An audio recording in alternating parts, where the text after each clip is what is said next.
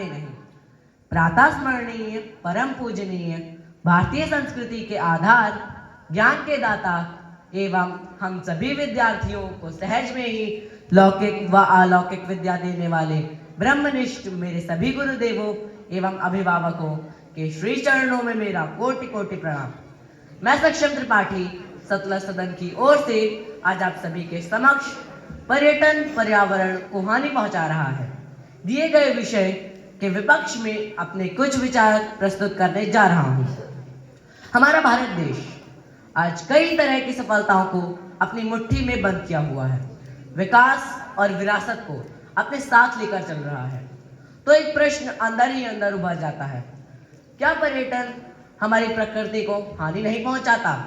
क्या वह हमारे वातावरण को प्रदूषित नहीं करता? तो मेरा जवाब भी स्पष्ट है, बिल्कुल नहीं। अगर ऐसा होता तो भारत से बाहर New York, Hong Kong, Dubai, Switzerland, Singapore आदि लोकप्रिय पर्यटन स्थल आज भारत से कई गुना ज्यादा प्रदूषित होते। सच तो ये है कि पर्यटन किसी भी देश की अर्थव्यवस्था, संस्कृति व विकास के लिए अत्यंत आवश्यक है। पर्यटन से रोजगार बढ़ता है, स्थानीय लोगों की आय में वृद्धि होती है। किसी भी कमजोर देश की आर्थिक स्थिति को पर्यटन सुधार सकता है।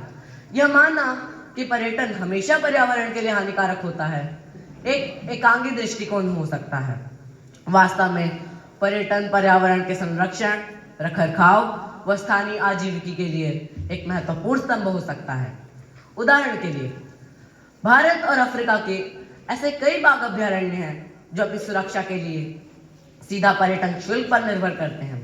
अगर पर्यटन ही नहीं रहेंगे तो इन अभयारण्यों की सुरक्षा क्या होगा? क्या इस बारे में आपने कभी सोचा है?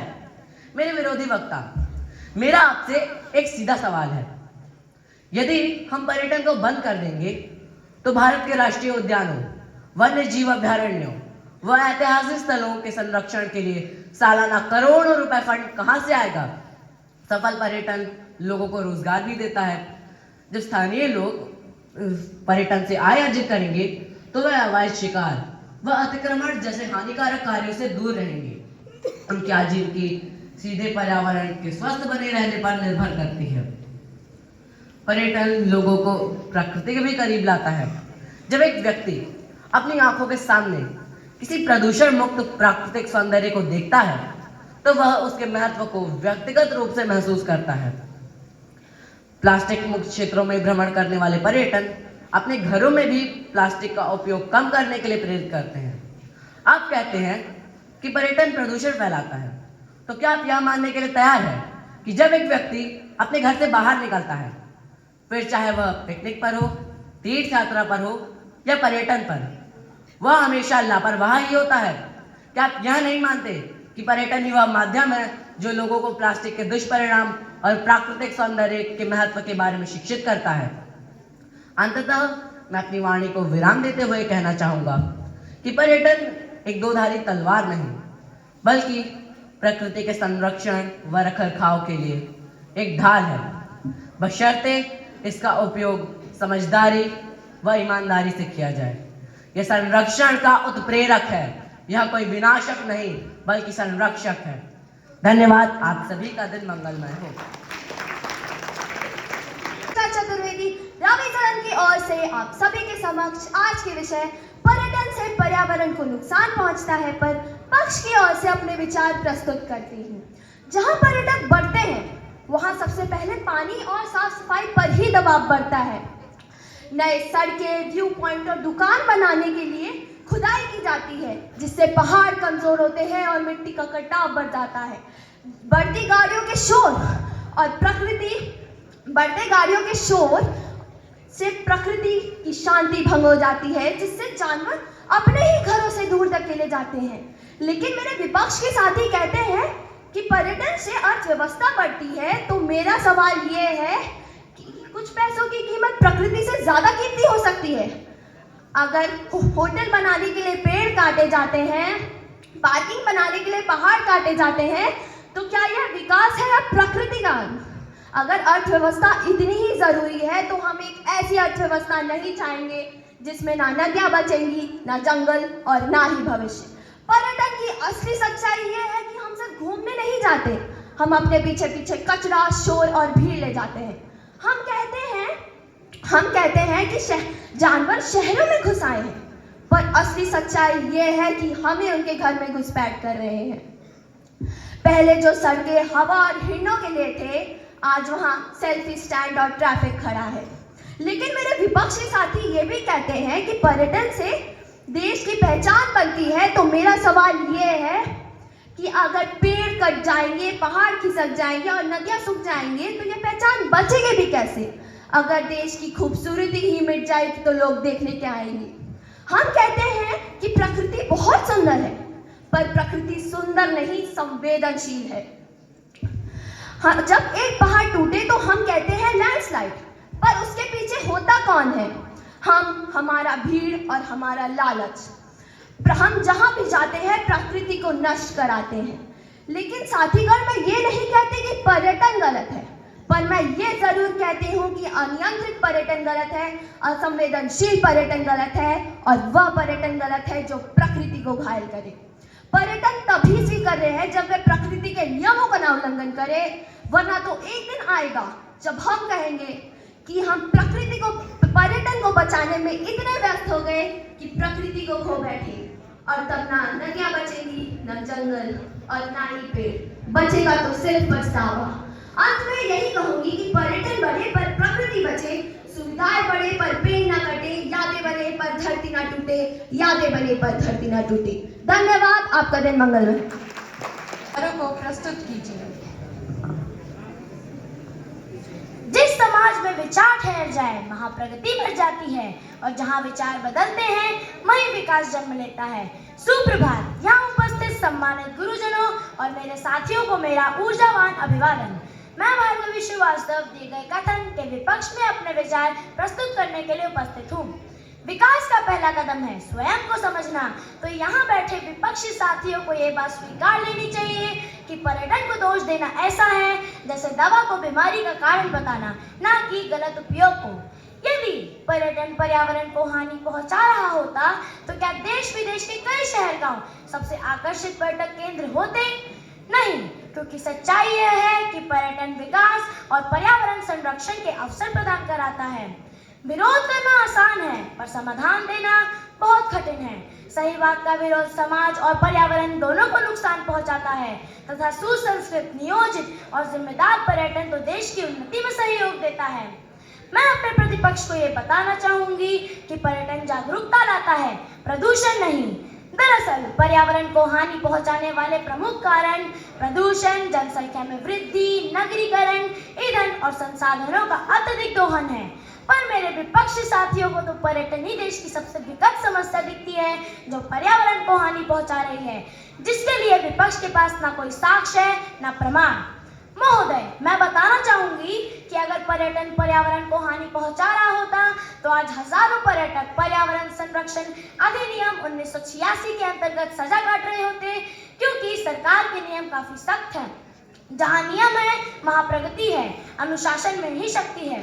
प्राचीन काल से मानव और पर्यावरण का रिश्ता बड़ा गहरा है। एक सांस दे, एक सांस ले, यही तो पहरा है। इसका सतत उदाहरण मेघालय का एक छोटा सा गांव है, जिसे 2003 में एशिया का सबसे सुंदर व स्वच्छ गांव घोषित किया गया था, जो कि स्थानीय समुदाय की मदद से ही संभव था। अगर दृष्टिकोण पुराना हो तो भविष्य भी अंधेरा दिखेगा। नजरिया बदलिए, क्षितिज खुद रोशनी बन जाएगा। पर्यटक जिन स्थानों में भ्रमण करने जाते हैं वहां न केवल उसकी प्राकृतिक सौंदर्य को अपितु वहां की संस्कृति, हस्तकला और ऐतिहासिक जानकारी भी प्राप्त करते हैं। यही वजह है कि प्रतिवर्ष पर्यटकों की संख्या में वृद्धि हो रही है। प्रतिपक्ष को यह मान लेना चाहिए कि अगर पर्यटन पर रोक लगा दी जाएगी तो उसका सीधा असर हमारे राष्ट्रीय उद्यानों पर, अभ्यारण्य पर तथा वन्य जीव संरक्षण की व्यवस्था पर पड़ेगा, क्योंकि बिना किसी धन सहायता के लागू की गई परियोजनाएं असफल हो जाएंगी। प्रतिवर्ष लाखों लोगों को पर्यटन के द्वारा रोजगार प्रदान कराए जा रहे हैं। रोटी मिलेगी तो पेड़ कटेगा नहीं, उगेगा। पर विपक्ष को तो केवल आलोचना करना है, पर्यटन से मिलने वाले अवसरों को नहीं समझना है। शायद विपक्ष को यह ज्ञात नहीं है कि पर्यावरणीय और सतत पर्यटन को बढ़ावा दिया जा रहा है ताकि स्थानीय संस्कृति और पर्यावरण को कोई नुकसान न पहुंचे और भावी पीढ़ी भी खुशहाल रहे। आजकल तो स्थानीय लोग भी अपने घरों को विश्राम गृह में परिवर्तित कर रोजगार के साथ साथ वनों को नष्ट होने से भी बचा रहे हैं। पर यकीन तो सबके झूठ पर ही होता है, सच तो अक्सर साबित करना पड़ता है। इसलिए नहीं बदल सकती मैं खुद को औरों के हिसाब से, एक लिबास मुझे भी दिया है रब ने अपने हिसाब से। सच तो सच है, मेरा पक्ष प्रबल है, पर्यटन पर्यावरण को हानि नहीं पहुंचा रहा है। निर्णय आपके हाथों में है। धन्यवाद।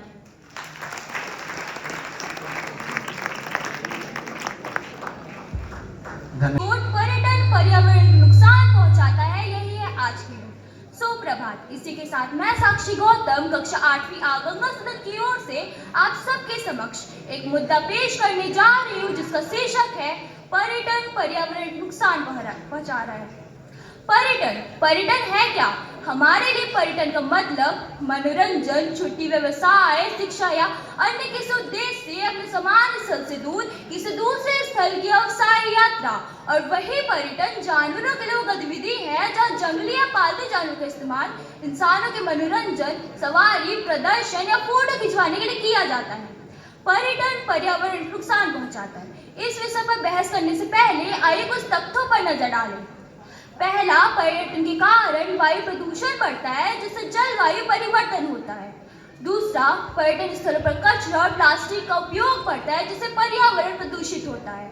और तीसरा, पर्यटन के कारण प्राकृतिक संसाधनों का अत्यधिक उपयोग होता है, जिनसे उनका संरक्षण नहीं हो पाता है। मेरे विपक्षी दल में से कई लोग ये भी बोलेंगे कि पर्यटन से लोगों को प्राकृतिक और सांस्कृतिक विरासत के बारे में जानने का अवसर मिलता है। तो मेरा उनसे एक सवाल है, क्या हम प्रकृति के करीब जाने के नाम पर उसे नष्ट कर रहे हैं? पर्यटन, जिसे अक्सर विकास का पर्याय माना जाता है, वास्तव में पर्यावरण के लिए खतरा बन गया है। पर्यटन के कारण होने वाली गतिविधियां जैसे ग्रीन हाउस गैस उत्सर्जन, कचरे का ढेर और प्राकृतिक संसाधनों का अत्यधिक दोहन हमारे ग्रह को अपूरणीय क्षति पहुंचा रहा है। हमारी प्रकृति का सबसे प्रमुख हिस्सा पहाड़, जिसे हम काट कर पर्यटन के उपयोग में ला रहे हैं, जैसे विश्रामालय, पर्यटन स्थलों, कई सारी चीजें जिससे हमें नकारात्मक प्रभाव पड़ रहे हैं, जैसे उत्तराखंड में भूस्खलन, हिमाचल प्रदेश में बादल फटना और 2013 में केदारनाथ में भूस्खलन के कारण 5,700 लोगों की मौत। और सबसे बड़ा मुद्दा तो पड़ता है। आदरणीय प्रधानाचार्य महोदय, शिक्षकगण, अभिभावकगण एवं मेरे प्यारे साथियों, सुप्रभात। आज मैं नैन्सी यादव कक्षा 8वीं गंगा सदन की ओर से आप सभी के सामने पर्यटन पर्यावरण को नुकसान पहुंचाता है विषय के विरुद्ध में विपक्ष में अपने विचार प्रस्तुत करने जा रही हूँ। मेरी सोच स्पष्ट है कि पर्यटन अपने आप में पर्यावरण को नुकसान नहीं पहुंचाता, बल्कि गलत प्रबंधन, कमजोर नियम और लापरवाही इसका असली कारण है। अगर नियम मजबूत हो तो पर्यावरण प्रदूषित कैसे होगा? आज पर्यटन इको टूरिज्म बन चुका है, जहां लोग जाकर के पर्यावरण से जुड़ते हैं।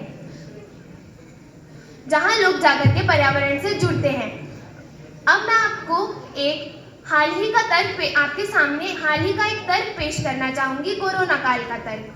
कोरोना काल एक ऐसा समय जब पूरे विश्व में लॉकडाउन लग चुका था। एक ऐसा समय था जब सारे पर्यटन बंद हो चुके थे। अब मेरे कुछ पक्ष के साथी ये कहेंगे कि तब तो पर्यावरण को काफी लाभ हुआ होगा, परंतु मैं उन्हें बता दूं कि इससे क्या क्या नुकसान हुए। मास्क और मेडिकल कचरा काफी हुआ और राष्ट्रीय उद्यान बंद होने की वजह से स्थानीय लोगों की आय घटी, जिससे जंगलों पर प्रभाव पड़ा। अब मैं आप सभी, इससे सिद्ध होता है कि पर्यटन पर्यावरण को नुकसान नहीं पहुंचाता है, बल्कि कमजोर नियम इसका असली कारण है। अब मैं आप सभी के सामने कुछ उदाहरण पेश करने जा रही हूँ। पहला, मनाली में 2024 से लेकर 2025 तक ग्रीन ट्रैवल नियम लागू किया गया, जिसमें इलेक्ट्रिक टैक्सियां चलाई गई और इससे हवा साफ हुई और पर्यावरण कम प्रदूषित हुआ। अयोध्या में 2024 के समय पर्यटक काफी बढ़े, परंतु सख्त नियमों की वजह से पर्यावरण साफ रहा। अंत में मैं यही कहना चाहूंगी कि पर्यटन पर्यावरण का रक्षक बन सकता है अगर नियम मजबूत हो तो। धन्यवाद। निर्णायकगण और मेरे प्रिय साथियों, आज मैं अंशी से इस महत्वपूर्ण विषय पर्यटन से पर्यावरण को नुकसान पहुंचता है के पक्ष में बोलने आई हूँ। साधारण शब्दों में कहूँ तो पर्यटन यानी किसी सुंदर स्थान पर जाना। लेकिन मैं अपनी बात शुरू करने से पहले आपसे एक सवाल पूछना चाहती हूँ। जब हम दूसरी जगह पर घूमने जाते हैं, पहाड़ देखते हैं, झील देखते हैं, क्या हम वही सुंदरता पीछे छोड़ आते हैं या थोड़ी बहुत गंदगी भी कराते हैं? मेरे विरोधी यह कहेंगे कि पर्यटन से जागरूकता बढ़ती है, लेकिन सच तो यह है कि बढ़ता पर्यटन अब कई जगहों के लिए वरदान से ज्यादा बोझ बन चुका है। चलिए कुछ मुद्दों की तरफ बढ़ते हैं। सबसे पहला और प्रमुख कारण है कचरा, प्लास्टिक और गंदगी।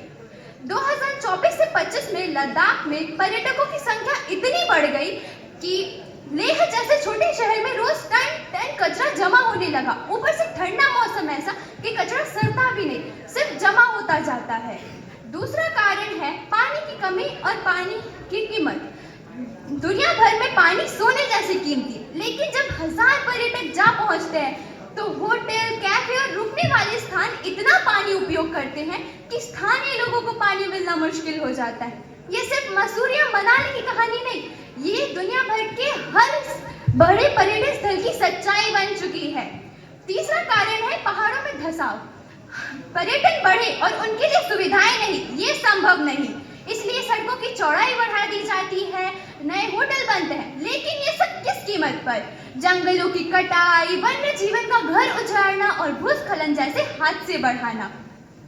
चौथा कारण है 2025 में केरल के वागाबॉर्न हिल्स से रिपोर्ट आई कि अनियंत्रित पर्यटन के कारण पहाड़ में धंसाव हो गया है और 2023 से 24 में जोशीमठ पहाड़ की धंसाव दुनिया के लिए सबसे बड़ी चेतावनी था। चौथा कारण है तटों और समुद्रों का नुकसान। गोवा, लक्षद्वीप, अंडमान जैसी जगहों पर पर्यटकों के बढ़ने के कारण मूंगे टूट रहे हैं, समुद्र प्रदूषित हो रहे हैं और तटों पर गंदगी बढ़ रही है।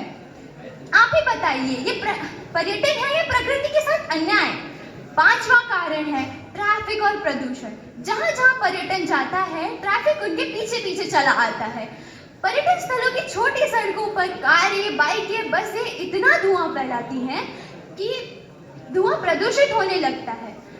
साथियों, मैं ये नहीं कह रही कि पर्यटन बुरा है, पर अनियंत्रित पर्यटन बिना आदरणीय प्राचार्य महोदय, शिक्षकगण, अभिभावकगण, निर्णायक मंडल के सदस्यगण एवं मेरे प्रिय मित्रों, सुप्रभात। मैं अंशिका कटियार झेलम सदन की ओर से आप सभी के समक्ष इस वाद विवाद प्रतियोगिता के दिए गए विषय के विपक्ष में अपने विचार प्रस्तुत कर रही हूँ, जो कुछ इस प्रकार है। जैसा कि आप सब जानते ही हैं कि आज का विषय है पर्यटन पर्यावरण को नुकसान पहुंचा रहा है, पर मैं ये पूछती हूँ कैसे?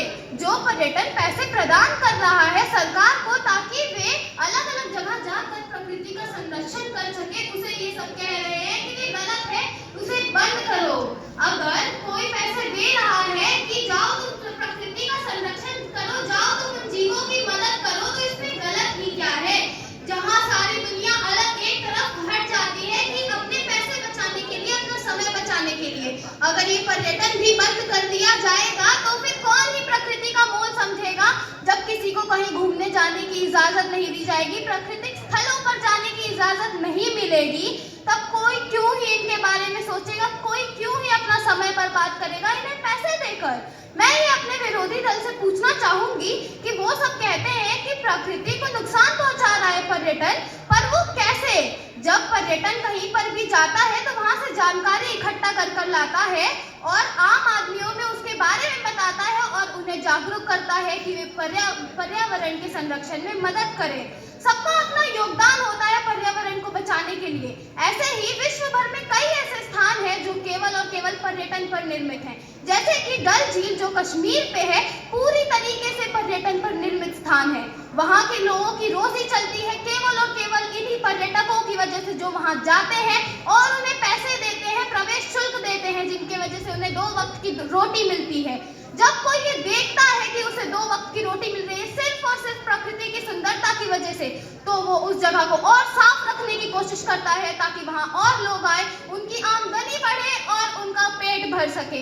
मैं अपने विरोधी दल के साथियों से कहूंगी कि वे सब तो बड़ी आसानी से कह रहे हैं कि पर्यटन हानिकारक है, परंतु क्या उन्हें पसंद नहीं घूमने जाना? क्या उन्हें पसंद नहीं बाहर निकलना घर से? अगर सब पर्यटन बंद हो जाएगा तो प्रकृति का मोल ही कौन समझ पाएगा और दूसरों को कौन ही समझा पाएगा? पर्यटन को बंद करना मतलब कि धन का एक मूल स्रोत रोक देना, जो आजकल फॉरेस्ट रिजर्व जैसे कई सारे चीजों के लिए उपयोग में लिया जाता है। आज जो 3/4 हिस्सा आ रहा है धन का, वो सिर्फ और सिर्फ पर्यटक दे रहे हैं ताकि ये प्रकृति की सुंदरता बरकरार रहे। उसे मेरे विरोधी दल के साथी कह रहे हैं कि बंद कर दो। कैसे? अगर सुंदरबन में कोई जाए ना, उसे किसी को घूमने ही ना दिया जाए तो फिर उसका महत्व कौन ही समझ पाएगा? आज मेरे साथी कह रहे हैं कि पर्यटन जो है गंदगी फैला के आ रहा है, परंतु ये कैसे?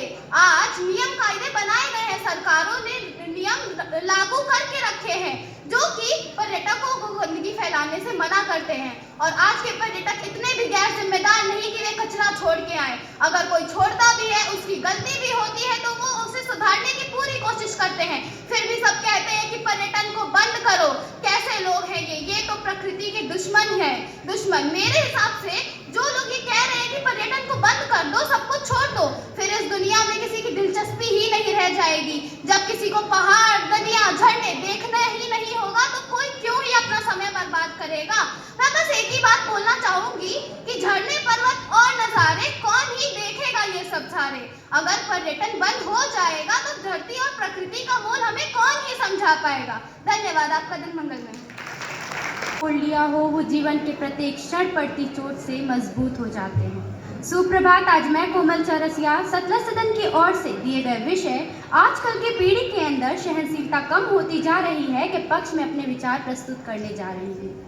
सहनशीलता का मतलब है गरीब की वो गाय जो दूध तो देती है मगर दूधते समय लात भी मारती है। अब चूंकि गरीब का घर उस गाय के दूध को बेचने से ही चलता है, इसी कारण वो हर रोज गाय की लात खाने को तैयार हो जाता है और इसे सहनशीलता कहते हैं। सहनशीलता एक ऐसा गुण है जो इंसान को बड़ा बनाता है। यह वह शक्ति है जो हमें दूसरों के विचार, आचरण, स्वभाव को समझने और स्वीकार करने की क्षमता देती है। आज के समय में जब हर व्यक्ति अपनी बात को सबसे सही मानने लगा है, तब सहनशीलता पहले से कहीं ज्यादा जरूरी हो गई है।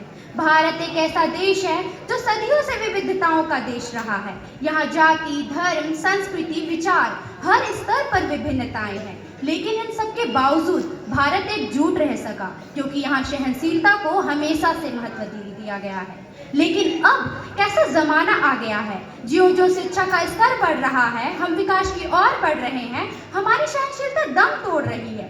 सहनशीलता को बड़े शान से खुद से दूर कर रहे हैं। असभ्यता, उदंडता की नई तहरीर लिख रहे हैं। तनिक सहन शक्ति के अभाव में जोश में मदहोश होकर मारपीट, हिंसा ही नहीं हत्या और कत्ल आम तक कर रहे हैं, जिसकी भारी कीमत हम ही चुका रहे हैं। क्या मैं गलत कह रही हूँ? अरे हमसे लाख अच्छे तो हमारे पूर्वज थे, भले हमारी नजरों में शिक्षित नहीं थे मगर सहनशीलता में हमसे कोसों आगे थे। कम से कम आपा तो नहीं खोते थे, विचार करके ही आगे बढ़ते थे। बड़े बड़े विवाद सहन शक्ति के दम पर बैठे बैठे सुलझा देते थे। आपस में प्रेम भाव से रहते थे। सहनशीलता का साफा सदा सिर पर बांधे रखते थे। परंतु आजकल की पीढ़ी के अंदर तो सहनशीलता है ही नहीं और हमारे विपरीत सहपाठी कहते हैं कि सहन भाव नहीं रखनी चाहिए। लेकिन एक बात हमेशा याद रखना, जो चंदन घिस जाते हैं वो भगवान के मस्तक पर लगाए जाते हैं। जो चंदन घिस जाते हैं वो भगवान के मस्तक पर लगाए जाते हैं, परंतु जो नहीं घिस पाते वह सिर्फ जलाने के काम आते हैं। आजकल सोशल मीडिया, राजनीति, विचारधाराओं के नाम पर लोग एक दूसरे से भिड़ने लगे हैं। असहमति का मतलब अब शत्रुता मान लिया जाता है। लोग दूसरों की बातें सुनने को भी तैयार नहीं होते, जिससे समाज में तनाव, हिंसा, नफरत बढ़ रही है। इसीलिए कहती हूँ, अपनी खिलाफ बातें खामोशी से सुन लीजिए। यकीन मानिए वक्त बेहतरीन जवाब देगा। सब्र और सहनशीलता कोई कमजोरी नहीं है। सब्र और सहनशीलता कोई कमजोरी नहीं है, यह तो अंदरूनी ताकत है जो सब में होती है। पर सहनशीलता का अर्थ यह नहीं कि हम अन्याय, असत्य को भी मौन समर्थन दें। सहनशीलता से आशय केवल इतना है कि हमें असहमति के स्वर को भी सुनने का धैर्य और विवेक होना चाहिए। जब हम केवल अपने विचारों को सर्वोच्च मानते हैं और दूसरों को बोलने तक का मौका नहीं देते, तो समाज में विभाजन बढ़ता है। हमारे देश ने जब सहनशीलता से हटकर रास्ता अपनाया है तब उसे नुकसान उठाना पड़ा है।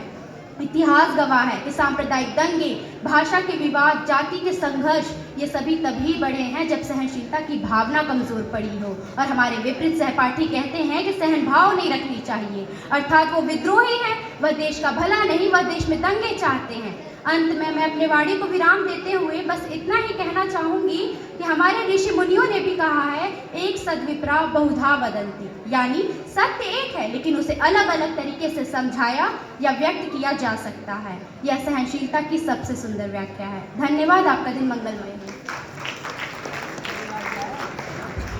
सभा में आज मैं एक प्रश्न की धुन हटाने आया हूँ। जहाँ कहते हैं बच्चों में सहनशीलता कम हो गई है, वहाँ मैं एक दीप शिखा जलाने आया हूँ। समय की चाल बदली है, परिस्थितियों से रंग बदले हैं और इन्हीं दौर की थाप सुनते हुए मैं यह बताने आया हूँ कि सहनशीलता घटी नहीं, बस अपनी नई परिभाषा में ढली है। सुप्रभात माननीय नायकगण, आदरणीय शिक्षकगण और मेरे सभी साथियों। आज मैं वेदांत कुमार मिश्रा सतलज सदन की ओर से उस धारणा की जड़ हिलाने आया हूँ जिसमें बड़े आराम से लिखा गया है कि आज के बच्चों में सहनशीलता की कमी है। कमी किस आधार पर, किस दृष्टि से, किस अनुभव की कसौटी पर, कौन सा तराजू इतना सूक्ष्म है जिसने करोड़ों बच्चों की सहनशीलता को 4 लापरवाह शब्द में माप दिया? लोग कहते हैं आज के बच्चे गलत सहना नहीं जानते। मैं कहता हूँ यही तो उनकी सबसे बड़ी शक्ति है। पहले अन्याय को सहना संस्कार कहा जाता था और आज अन्याय को रोकना स्वाभिमान कहलाता है। पहले बुजुर्गों की गलती पर सवाल नहीं उठते थे, आज बच्चे सवाल उठाते हैं और समाज उसे असहनशीलता कहता है। महोदय, मेरे विपक्ष तर्क देंगे कि सहनशीलता हमारी ताकत थी, लेकिन मैं उनसे बस एक प्रश्न पूछना चाहता हूँ, क्या द्रौपदी का चीरहरण होते समय चुप रहना सहनशीलता थी या कमजोरी की आड़ में छिपी हुई कायरता? मेरा विपक्ष आज भी वही गलती दोहरा रहा है। वे चुप्पी को शांति कहते हैं और अन्याय को अनदेखा करने को परिपक्वता का नाम देते हैं, जबकि हमारी पीढ़ी जानती है कि अधिकार मांगने से नहीं खड़े होने से मिलता है। और जब मेरा विपक्ष यह कहेगा कि समय सब ठीक कर देगा, मैं स्पष्ट कहूंगा कि समय खुद कुछ नहीं करता, बदलाव उसे उन लोगों से मिलता है जो चुप रहने से इनकार कर देते हैं। मेरा विपक्ष आज भी यही कहेगा कि नई पीढ़ी उतावली है, जल्दबाज है और धैर्य खो चुकी है। पर मैं उनसे बस एक प्रश्न पूछना चाहता हूँ, अगर उतावलापन ही दोष है तो फिर इतिहास में हर बड़ा बदलाव धैर्य से नहीं साहसिक निर्णयों से क्यों लिया गया? विपक्ष उतावलापन शब्द को ऐसे बताता है जैसे यह किसी अपराध का नाम हो, लेकिन मैं कहना चाहता हूँ उतावलापन तब समस्या होता है जब वह बिना सोचे समझे हो। पर अगर उतावलापन समस्या देख के त्वरित प्रतिक्रिया देना सिखाए, वह कमजोरी नहीं जागरूकता होती है। महाभारत में अक्सर उदाहरण दिया जाता है, पर सच यह है कि अर्जुन की बेचैनी कायरता नहीं थी, वह सत्य के लिए खड़े होने की तात्कालिक पुकार थी। और विपक्ष को यह भी याद रखना चाहिए कि जिस सभा में द्रौपदी पर अत्याचार हो रहा था, वह सभा उतावली नहीं, अत्यधिक शांति और वही चुप्पी इतिहास की सबसे बड़ी भूल बन गई। इसीलिए विपक्ष को यह समझना होगा कि कभी कभी त्वरित प्रतिक्रिया देना जरूरी होता है, नहीं तो देर से लिया गया सही निर्णय भी गलत साबित हो सकता है। मेरे विपक्ष के तर्क उसी पुरानी घड़ी जैसे हैं जो चलते तो हैं मगर समय नहीं बताते। और हम वो पीढ़ी हैं जो बदलाव कल पर नहीं छोड़ती, आज करती है, जो चुप्पी को शांति का दाम देकर नहीं बेचती, जो उतावलापन नहीं साहस, स्पष्टता और तत्परता रखती है। और जो लोग कहते हैं कि आज के बच्चे बहुत ज्यादा बोलते हैं, मैं उनसे कहता हूं खामोशी कभी किसी युग को बचा नहीं पाई। इतिहास गवाह है, जिन पीढ़ियों ने सवाल नहीं पूछे वो पीढ़ियां दब गई, मिट गई, और जिन पीढ़ियों ने अन्याय को चुनौती दी उन्होंने दुनिया बदली। हम वही पीढ़ी है, हमारी खामोशी की कीमत हमारे भविष्य को चुकानी पड़ेगी। इसीलिए हम बोलते हैं, गरजते हैं और सच को सच की तरह कहते हैं। अंत में मैं बस इतना कहूंगा कि हमारी आंखों में झांक कर तो देखिए, हम सहनशीलता नहीं खोए, हमने बस अन्याय सहना छोड़ दिया है। तो जो लोग कहते हैं कि यह पीढ़ी कमजोर है, अधीर है, उनसे मेरा बस एक सवाल है कि अगर सच में हम इतने ही असहनशील होते तो क्या ये दुनिया इतनी तेजी से आगे बढ़ रही होती? यह पीढ़ी कमजोर नहीं, कमाल है, बदलाव की सवालों से भरी है, बदलाव की मिसाल है। धन्यवाद। आपका दिन मंगलमय। अपने शांत सदन की ओर से आज के महत्वपूर्ण विषय आज की पीढ़ी में सहनशीलता कम होते जा रही है के पक्ष में बोलने के लिए आप सभी के सामने उपस्थित हूँ। और मैं ये पूरा आत्मविश्वास के साथ कहना चाहता हूँ कि यह विषय केवल बहस का मुद्दा नहीं, बल्कि हमारे समाज, हमारे व्यवहार और हमारी युवा पीढ़ी की वास्तविक तस्वीर है। आज की बदलती तकनीक की वजह से हमने सब कुछ इंस्टेंट होते देखा है। Instant message, instant payment, instant reels और जाने क्या क्या। जब हर चीज एक ही क्लिक में मिल जाए तो इंतजार करने की क्षमता अपने आप खत्म हो जाती है। आज की पीढ़ी को थोड़ी देर भी बर्दाश्त करना असहज लगता है। पढ़ाई से लेके करियर तक हर क्षेत्र में प्रतियोगिता इतनी बढ़ चुकी है कि जहां लोग पहले छोटी सी असफलता को सीख मानते थे, वहीं आज उसे अंत समझ लिया जाता है। अब मैं आप सभी से पूछना चाहूंगा, क्या यह सच नहीं है कि असफलता का डर ही आज पीढ़ी को अधीर और बेचैन कर रहा है। पहले लोग दुख, गलतियां या आलोचना को सहज रूप से स्वीकार कर लेते थे। आज छोटी सी नकारात्मक टिप्पणी भी इंसान को तोड़ देती है। मानसिक मजबूती कम हुई है, भावनाएं बहुत जल्दी प्रभावित हो जाती हैं। अब मैं अपने विरोधी दल से पूछना चाहूंगा, यदि आज की पीढ़ी में सहनशीलता की कमी नहीं है तो फिर छोटी सी आलोचना में गुस्सा क्यों आ जाता है? सोशल मीडिया ट्रोलिंग या जिंदगी की मामूली असफलताएं वो इनके दिमाग पे इतना बड़ा मानसिक प्रभाव क्यों डाल देती हैं? क्या यह सब बस इस बात का प्रमाण नहीं देती कि आज हम भावनात्मक रूप से पहले से कहीं अधिक अशीर्षणु हो चुके हैं? छोटी छोटी असफलताएं भी आज की पीढ़ी को हिला देती हैं। एक बार गलती हो जाए या आलोचना मिले तो मनोबल गिर जाता है। क्या हम इतने कमजोर हो गए हैं कि खुद की कमजोरी भी ना सहन कर पाए? आज का युवा केवल परिणाम पर ध्यान देता है, प्रक्रिया पर नहीं। एक बार गलती हो जाए या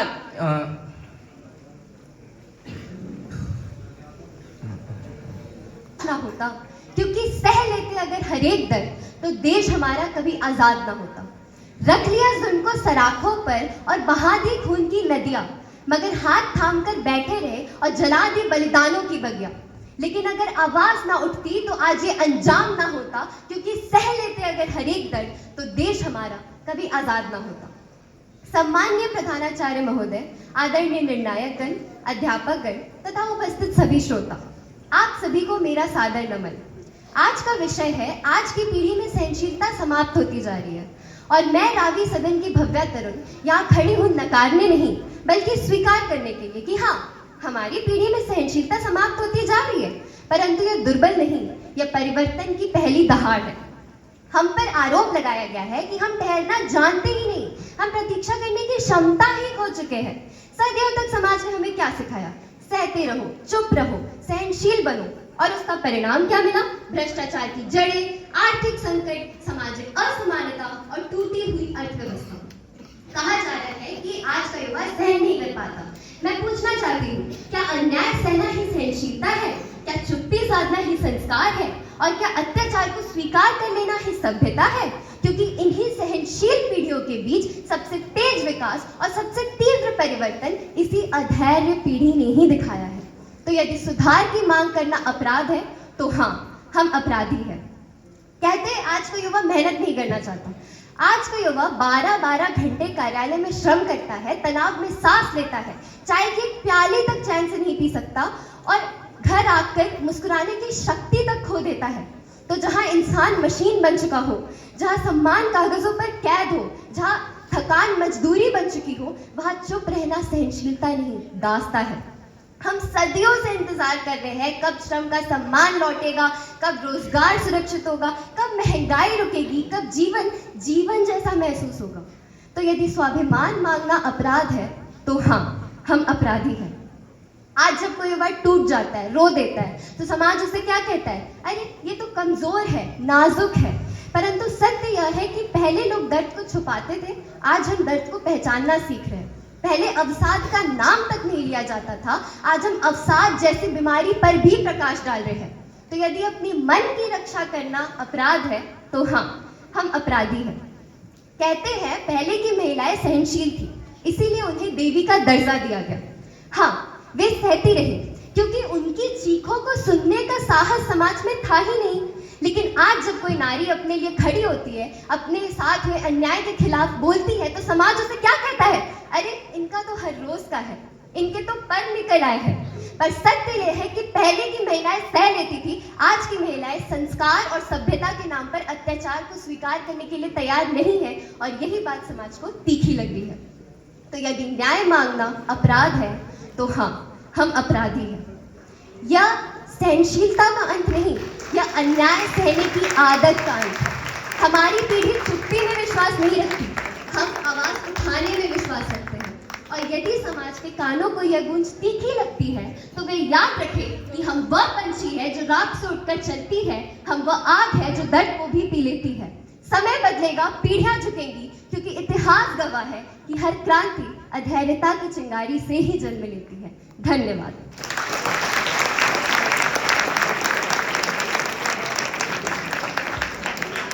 धन्यवाद भाव्या, अपनी शानदार प्रस्तुति। तो हौसला भी डगमगा जाता है। सुप्रभात आदरणीय प्रधानाचार्य महोदय, शिक्षकगण, अभिभावकगण, निर्णायकगण एवं मेरे प्रिय साथियों। मैं रागनी साहू गंगा सदन की ओर से आज के दिए गए विषय नई पीढ़ी की सहनशीलता कम होती जा रही है के समर्थन में अपने विचार रखने के लिए उपस्थित हूँ। आज की युवा पीढ़ी को अगर एक नाम दिया जाए तो वह है तात्कालिक पीढ़ी, यानी इंस्टेंट जनरेशन। तत्काल इंटरनेट, तत्काल भोजन, तत्काल प्रसिद्धि और तत्काल विजय, मतलब हर चीज अभी की अभी, तुरंत, फौरन चाहिए।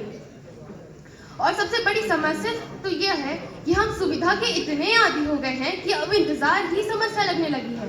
उदाहरण के लिए ऑनलाइन वीडियोस देखते समय अगर 2 सेकंड के लिए भी वो वीडियो रुक जाए तो ऐसा लगता है जैसे 2 पल की हमारी जिंदगी ही थम गई हो। या फिर पहले तो लोग लंबी लाइनों में लगकर किताबें खरीदा करते थे, आज तो एक ई बुक डाउनलोड करने में भी अगर चंद सेकंडों की देर हो जाए तो हम गुस्से से फूट जाते हैं। अब तो असफलता का डर भी बढ़ गया है। पहले तो नाकामयाबी को सीख माना जाता था, आज तो छोटी सी छोटी असफलता भी डिप्रेशन और एंजाइटी में बदल जाती है। परीक्षा हो या उनके परिणाम में मामूली गिरावट, कई युवा तो टूट जाते हैं क्योंकि दर्द सहने की मानसिक शक्ति जो कम हो चुकी है। इनमें सबसे बेहतरीन उदाहरण मैं देना चाहूँ तो वह है ऑनलाइन वीडियो गेम्स का। ऑनलाइन वीडियो गेम्स खेलते समय हार जाएं तो फोन तक पटक देना, चीखना, चिल्लाना, क्योंकि हम हार को सीखना, समझना, उससे सीखना तो भूल ही चुके हैं। आप सब खुद से पूछिए, क्या हम सब सच में सहनशील हैं? क्या सहनशीलता का स्तर इतना गिर गया है कि एक हार, एक कमेंट की वजह से लोग अपनी जिंदगी दांव में लगा देते हैं और छोटी छोटी बातों पर अपने रिश्ते, दोस्ती सब खत्म कर देते हैं? यह दिखाता है कि कैसे नई पीढ़ी खुद को और अपने रिश्तों को संभाल नहीं पा रही है और अकेली पड़ जा रही है, और यही अकेलापन डिप्रेशन और एंजाइटी में बदलता जा रहा है। भगवान श्री कृष्ण ने गीता में भी कहा है, योगस्थः कुरु कर्माणि संगः त्यक्त्वा धनंजय, जिसका अर्थ है कि हमें अब केवल कर्म योग का पालन करना चाहिए, व्यर्थ की चिंता छोड़ देनी चाहिए, केवल हमें अपने कर्तव्यों का पालन करते रहना चाहिए और अपने आप को भगवान के चरणों में समर्पित कर देना चाहिए। अब इस पीढ़ी की दूसरी सबसे बड़ी समस्या है गुस्सा करना। यह पीढ़ी तो गुस्सा करने को अपना अधिकार समझती है और धैर्य को कमजोरी। और मजे की बात तो यह है कि इसे तो आज के समय में कूल एटीट्यूड समझा जाता है, पर असलियत तो यह है कि जिसके पास सहनशीलता नहीं, उसके पास सफलता तक पहुंचने की शक्ति नहीं। गुस्सा तो हर किसी को आता है, पर उसे नियंत्रित करना ही शक्ति है। गुस्से से केवल एक युद्ध जीता जा सकता है, पर धैर्य से पूरी जिंदगी। आज की पीढ़ी अगर सफल संतुलित जीवन बिताना चाहती है तो उन्हें तेज दिमाग के साथ साथ सहनशीलता और धैर्य भी विकसित करनी होगी, नहीं तो छोटी हार बड़ी असफलता में बदल जाएंगी। क्योंकि तेज कदम हमें आगे ले जा सकते हैं, पर मजबूत दिल हमें गिरकर भी उठना सिखाता है। हमारे पुराणों में भी कहा गया है, क्रोधात् भवति सम्मोहः, सम्मोहात् भवति स्मृतिविभ्रमः, स्मृतिभ्रंशात् बुद्धिनाशः, बुद्धिनाशात् प्रणश्यति, जिसका अर्थ है कि क्रोध व्यक्ति में मोह और भ्रम उत्पन्न करते हैं, जिसकी वजह से मानसिक स्पष्टता नष्ट होती है, जिससे कि बुद्धि का नाश होता है और अंत में व्यक्ति का पतन हो जाता है। अंत में मैं यही कहना चाहूंगी कि सफल वही होते हैं जो गिर कर भी उठते हैं। सब सहनशीलता हमें यही सिखाती है कि परिस्थिति चाहे कितनी भी कठिन हो, हमारा दिल उससे भी मजबूत होना चाहिए। नई पीढ़ी को चाहिए कि वह गुस्से और आवेश से ऊपर उठकर सहनशील बने, समझ की राह चुने और अपनी गलतियों को समझे, उन्हें सुधारे और जीवन में सफल हो। धन्यवाद। आपका दिन मंगलमय हो। दर्द कभी महसूस ही नहीं कर पाते हैं। आदरणीय प्रधानाचार्य महोदय, शिक्षकगण, निर्णायकगण एवं मेरे सभी साथियों, सुप्रभात। मैं निशिका राज गंगा सदन की ओर से दिए गए विषय आज की पीढ़ी में सहनशीलता कम होते जा रही है के विपक्ष में अपने विचार प्रस्तुत करने जा रही हूँ। सबसे पहले तो मैं एक बात कहना चाहती हूँ, आज के युवा जाति, धर्म, अलग सोच, अलग जीवन शैली को आसानी से स्वीकार कर लेते हैं। जहां पुरानी पीढ़ी जिसको अजीब समझती थी, आज की पीढ़ी उससे आप कहकर गले लगाती है। अगर ये सहनशीलता नहीं तो क्या है? गलत चीज़ बर्दाश्त ना करना असहनशीलता नहीं होता। पहले लोग चुप रहते थे चाहे उन्हें कोई कुछ गलत ही क्यों ना कह दिया हो। आज की पीढ़ी बोलती है हम गलत को बर्दाश्त नहीं करेंगे। ये असहनशीलता नहीं, हिम्मत का एक नया रूप है। और अगर हम अपने लिए आवाज़ उठाएं तो इसमें गलत क्या है? सहनशीलता का मतलब ये नहीं कि हम यूं ही चुपचाप खड़े रहे।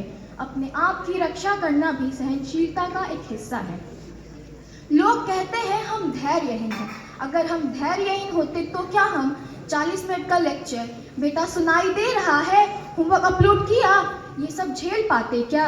हम तो इतने सहनशील हैं कि ऑनलाइन क्लास के घंटों भर का झंझट भी शांति से झेल लेते हैं। अगर हमारे अंदर सहनशीलता कम होती तो क्या हम लाल बत्ती का इंतज़ार, दूध के पैकेट रो पड़ते हैं, फिर खुद को उठाते हैं और फिर से लड़ते हैं। अगर ये सहनशीलता नहीं तो क्या है? आज के युवा परिवार के तनाव में उनका साथ देते हैं, दोस्तों के दुख में कंधा बन जाते हैं और अपने दर्द को चुपचाप संभालते हैं। आज के युवा दर्द को भले दिखाते नहीं पर झेलते ज़रूर है। और ऐसी पीढ़ी को सहनशीलता की कसौटी पर तोला जा रहा है, विचारणीय है।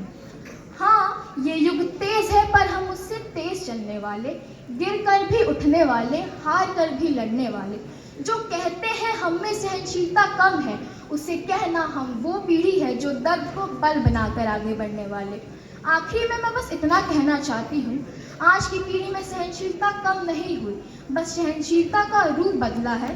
हम क्रोध नहीं करते, हम स्थिति संभालते हैं। हम शिकायत नहीं करते, हम वापसी करते हैं। सहनशीलता गई नहीं है, बस गलत को सहने की आदत छोड़ दी है हमने। यही है आज की पीढ़ी की असली सहनशीलता। धन्यवाद। इंटरनेट तेज है, जज्बात तेज है, पर सहनशीलता की रफ्तार धीरे धीरे कम होती जा रही है। आज जरा सी बात उलझे तो गुस्से का तूफान आना आम बात है। लोग बहस के लिए तैयार हैं मगर समझने के लिए नहीं, और यही मेरे पक्ष का सबसे बड़ा कारण है। नमस्कार, मैं आस्था जिंदल झिरक सदन की ओर से आज के विषय आज की पीढ़ी में सहनशीलता कम होते जा रही है के पक्ष में अपने विचार प्रस्तुत करने जा रही हूँ। यह वह पीढ़ी है जो सोशल मीडिया पर सहनशीलता का पाठ पढ़ाती है, मगर 2 मिनट के देरी डिलीवरी पर तुरंत प्रदर्शन स्तर में गिरावट कर देती है। पहले लोग बैठकर बात करते थे समझने के लिए, आज लोग खड़े ही होते हैं सिर्फ अपनी बात साबित करने के लिए। कभी लोग राय बदलने में समय लेते थे, आज राय जरा सी चोट खाए तो रिश्ता बदल दिया जाता है। आज की युवा वर्ग में देर से उतर आए तो नाराजगी, दोस्त ने ध्यान न दिया तो दूरी वाली मानसिकता ने घेर लिया है। जहां बात से बात बननी चाहिए वहां बात से रिश्ते टूट जाते हैं और फिर ये कहते हैं कि हम सहनशील हैं। सहनशील और आप, नेपाल के विरोध इसका जीता जागता उदाहरण। पिछले कुछ महीनों में नेपाल में जो विरोध हुए हैं वो इसका उदाहरण है कि आज की पीढ़ी की सहनशीलता का मीटर धैर्य शून्य पर आ गया है। सरकारी भ्रष्टाचार और नियमों के बदलाव पर युवा सीधे सड़क पर आ गए। पहले सोचना बाद में प्रतिक्रिया, ये तो इनके शब्दकोश से गायब ही हो चुका है। भारत के उदाहरण, हर जगह असहिष्णुता, ट्रेन लेट हो गई, लोग गुस्सा होकर वीडियो बनाने लगते हैं। ट्रैफिक में हॉर्न बज गया तो लोग मारपीट पे उतर जाते हैं। ऐसा लगता है आजकल लोग टाइम बॉम्ब लेके चल रहे हैं। सोशल मीडिया प्रतिक्रियाओं का कारखाना, आजकल लोग सुनते कम और कमेंट सेक्शन में लड़ते ज्यादा है। किसी ने एक वाक्य भी कह दिया तो 50 लोग रूठ जाते हैं। और ये उदाहरण आज दिखाता है कि सहनशीलता, और ये उदाहरण हमें दिखाता है कि आज की पीढ़ी सहनशीलता कम और अधैर्य की स्थिति में ज्यादा रहती है। अब विपक्ष कहेगा कि हम अपने अधिकारों के लिए लड़ रहे हैं।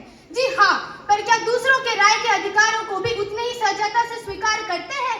यह प्रश्न आज की पीढ़ी को स्वयं से पूछना होगा, क्योंकि सहनशीलता सिर्फ सहने का नाम नहीं, समझने का भी नाम है।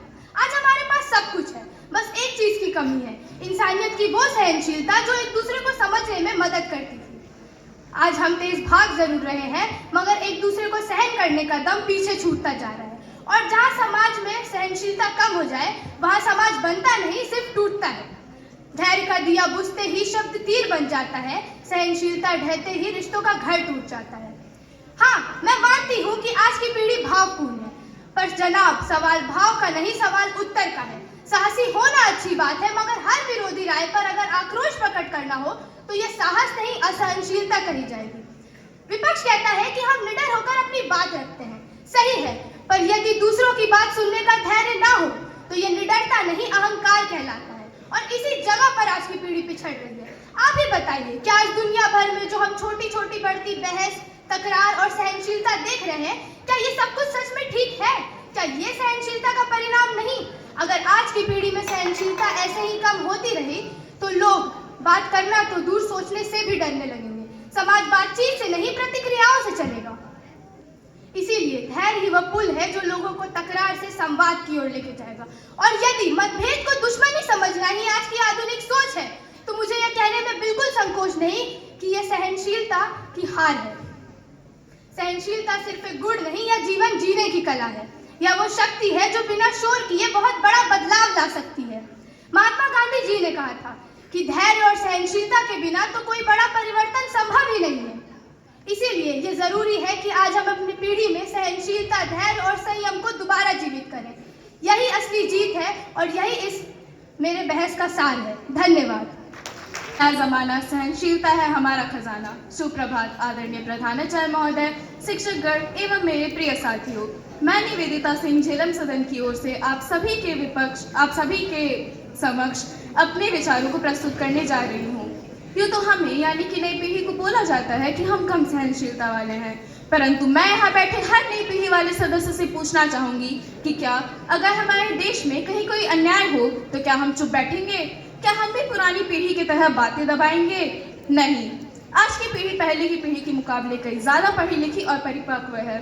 साथियों, चाहे हम नेपाल में है आज की पीढ़ी का भ्रष्टाचार के खिलाफ आंदोलन देख ले या फिर भोपाल में हाल ही हुए वीआईटी विश्वविद्यालय के छात्रों के परिसर में कथित तौर पर खराब खाना और खराब पानी के खिलाफ आंदोलन देख लें, इस पीढ़ी ने चुप रहना और यूं ही सारे अन्याय सहना एक सामान्य से साफ इनकार कर दिया है।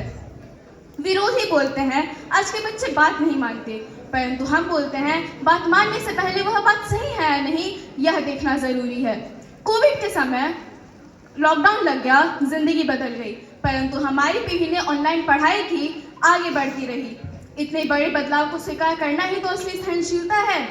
विरोधी बोलते हैं कि आज के बच्चे छोटी छोटी बातों पर गुस्सा करते हैं, उन्हें घंटों का काम मिनटों में चाहिए, परंतु मैं बताना चाहूंगी कि आज हमें घंटों का काम मिनटों में इसीलिए चाहिए क्योंकि जहां जिंदगी तेज हो वहां सफलता अपने आप मिल जाती है।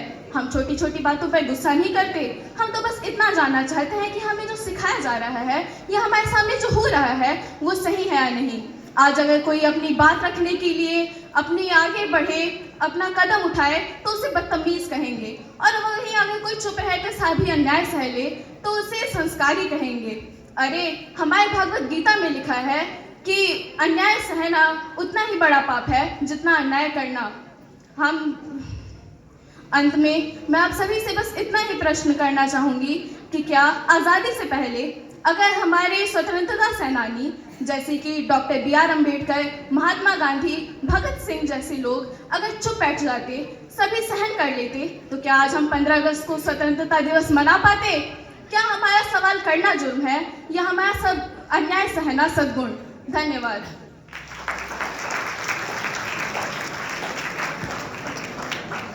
धन्यवाद निवेदिता अपनी शानदार प्रस्तुति के लिए। निर्णायक गण कृपया ध्यान दें। जी, डॉक्टर एन.पी. मिश्रा जी मंच का कार्यक्रम का संचालन कर रहे सांस्कृतिक छात्र छात्रा नैतिक मिश्रा एवं निशा मिश्रा, आए हुए अभिभावकगण, प्यारे छात्र एवं छात्राओं, आज का जो विषय रहा वह बहुत ही आज के लिए है। समाज में जैसे पानी में एक बूंद अगर तेल का गिरा दीजिए तो ऊपर वहाँ पर जितना भी नदी नाले जो भी है वो उतने दूर तक वो जो है तेल फैल जाता है। तो पर्यटन का उद्देश्य सही होना चाहिए। आज हम मौज मस्ती के लिए पर्यटन कर रहे हैं, अपने सुख सुविधाओं को लाभ लेने के लिए पर्यटन कर रहे हैं। अगर लोग बंधे हुए थे, अपने वचनों से बंधे हुए थे, देखिए अपने कोई व्यक्ति अपने वचनों से बंधा हुआ है तो वहाँ यदि कोई गलती होती रहती है तो वहाँ क्या करे, वह चाह करके भी कुछ काम नहीं कर पाता है, मजबूरी होती है। लेकिन आने वाली पीढ़ी जब उस पर विचार करती है तो इसी तरह से वह कमजोरी का नाम देती है।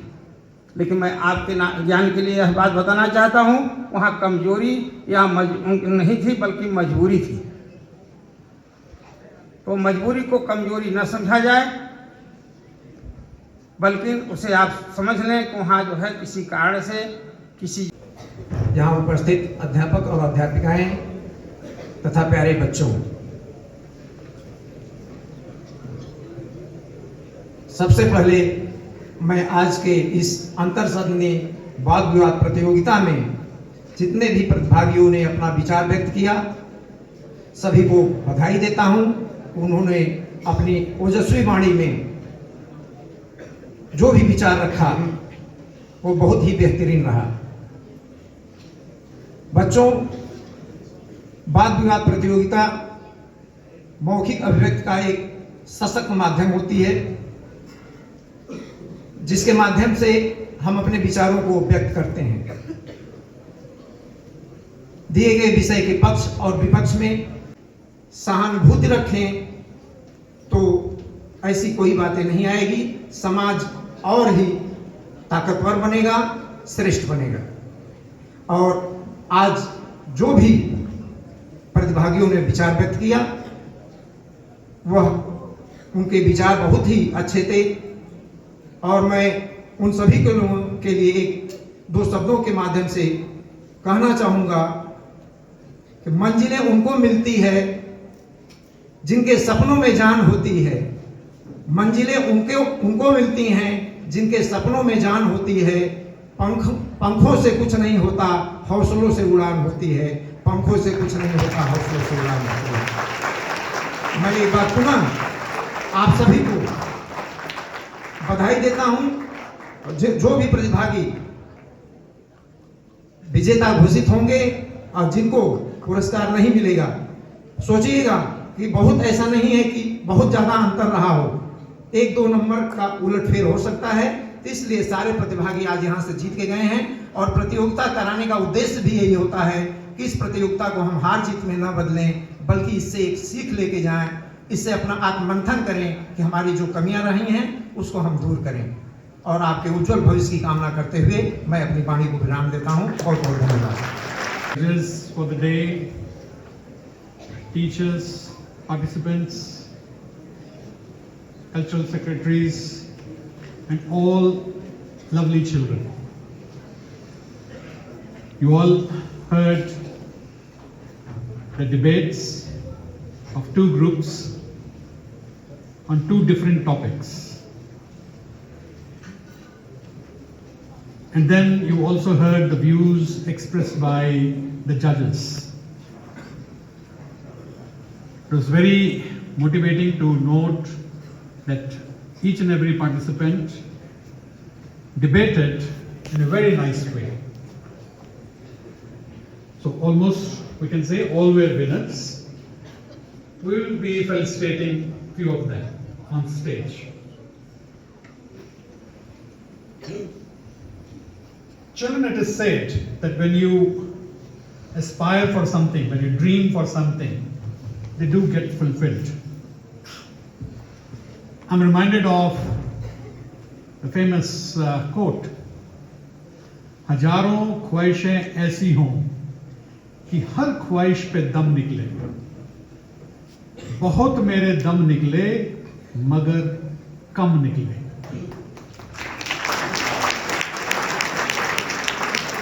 मीन्स जो भी ख्वाहिश हम लोगों ने देखी, मैंने देखी, वो सब पूरी हुई, हजारों ख्वाहिशें पूरी हुई और ऐसी पूरी हुई कि ईच एंड एवरी ख्वाहिश was something fruitful, worthwhile. Whatever I, along with your teachers, with your management from NCL, from DPS Society, from CBSE board, from NEP 2020, whatever comes to us children, we try to sit, plan and execute.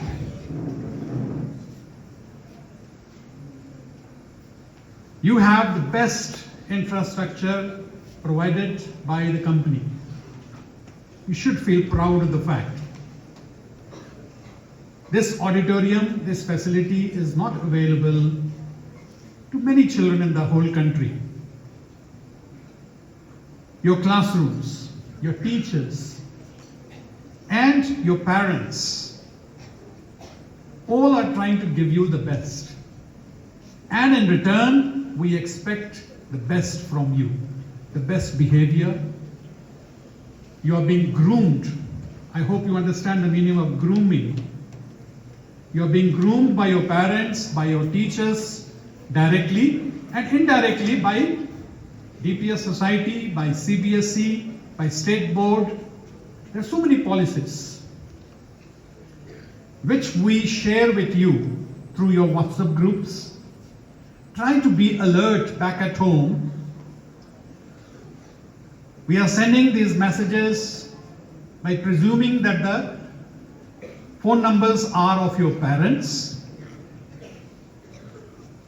So you need to remain alert back at home. See those messages so that you don't miss out anything. That is what you have to learn. You need to learn to be a good learner. Today's topics, already judges have spoken, you have heard your friends debating, picked up good points. Tourism is a great industry. We all look forward to mainly to become doctors and engineers. But if you look out for joining tourism industry, it's very enriching. Both it is adventurous and at the same time, from money point of view also, it is very lucrative. You earn a lot. I was following a blogger, Amritpal Singh. He traveled recently from Rome to France in a cruise. One of the biggest cruises in the world, MSN. He traveled in it for 6 days. And I came to know that the cruise was carrying 7,000 passengers. And out of 7,000 passengers, 2,500 were crew members.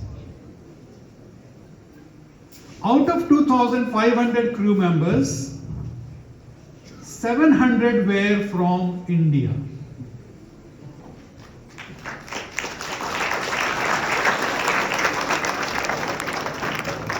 They were in the crew of, like, in good positions. Few of them were even cooks, chefs, waiters. And then there were so many shops like salon. They were looking after the salon, beauty parlor, everything was there on the cruise. So the future holds so many things for you in so many different fields. Be alert. See what you like. The area in which you are good at. If you're good in drawing, painting, fashion designing, children who studied in the school in the past, many of them are in these lines. One of the students we had was, what was the name? Manju Waldia. Manuja Waldia. She was good in drawing. She went into NIFT and she learned designing. Today she lives with her parents in America. And as she is good in drawing, she doodled. She was doodling. She doodled for Google. And Google picked her doodling and used it for one of the days, one of the important days, I don't remember exactly which day. But once the Google picks up these kind of things from among the people of the world, they pay them huge amount. Lakhs of dollars are paid. So don't get upset at your career growth. There are so many different options. Keep the options of JEE and NIT. But at the same time, look out for something more also. The area in which you are good, interact with your teachers, interact with your parents, find out what scopes are there. I'm deviating from today's topic first. Second topic regarding losing our patience, already again heard.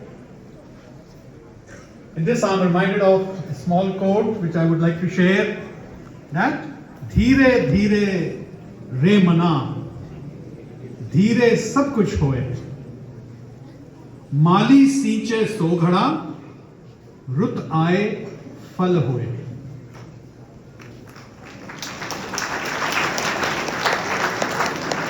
I hope you are able to understand the meaning. You sow a seed, it will take its time. And the right season, if it is planted, if it is sown in the right season, right time, when the right time will come, it will grow into a tree that you want. But if you lose your patience and every evening you try to take out that seed from the earth to see कि अंकुरित हुआ है कि नहीं, बढ़ेगा वो? नहीं बढ़ेगा. तो यही बता रहे कि धीरे धीरे धीरे रे मना धीरे सब कुछ होए माली सींचे सो घड़ा रुत आए फल होए. The gardener may be putting water on it, but when the right season will come, only then it will bear its fruit. We need to learn to be a little more patient in life. Anything done with patience gives us rich rewards. Your friend may misunderstand you. Don't lose your patience. Give time. Once your friend will realize that he or she was wrong in judging you, they will come back to you and seek your forgiveness. Similarly, you also forgive others who sin against you. Morning में prayer पढ़ते हो ना? So implement those small prayers in your life. Try to understand them. We should avoid those road rages. Road में जब चलते हैं तो कोई ना कोई. I was told by my father when I started driving that keep one thing in mind when you are on the road, that all others around you are fools who are driving. Literally it's not true, but if you keep that in mind, then what will happen? When you are on the road, you will be very careful. So when you are on the road, be careful and ensure that you are not breaking any rules. And yes, again remember that all others around you are fools as far as driving is concerned. So you have to be extra careful. And if someone does something wrong on the road, have patience. No need to get out of the car and fight. Move on with life. So develop these little things. Develop good habits. Learn to listen. This is what I told to the other two groups also in the morning. Don't waste your opportunities. You waste your opportunities when you don't listen to your teachers. You don't listen to your parents. And try to remain in the present. Don't remain too much in the past or too much in the future. When we go back into the past, we regret. Ye nahi kiya, wo nahi kiya. Wo kyun kiya? And about the future, we remain worried. And by doing that, we lose upon the present moment. all the great motivators I have heard, read, they all tell us if one thing you can learn, that is to live and breathe in the present moment, you will be successful in life. So always try to remain in the present moment and be happy. Thank you.